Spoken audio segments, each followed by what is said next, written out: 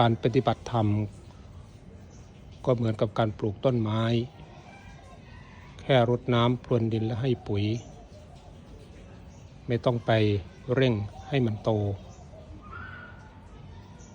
เมื่อปฏิบัติธรรมได้ระดับหนึ่งแล้ว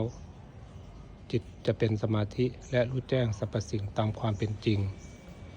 ขอให้เราทำประจำทำบ่อยๆทำทุกวันทำได้ในทุกอิริยาบถไม่ว่าจะเป็นไปที่ไหนทำอะไรเพียงมีสติแล้วก็รู้ตัวเสมอรู้ว่ากายอยู่ไหนจิตอยู่ไหนฟุ้งไปเรื่องอะไรหายฟุ้งหรือยังแค่นี้ก็เป็นการปฏิบัติธรรมได้24 ชั่วโมง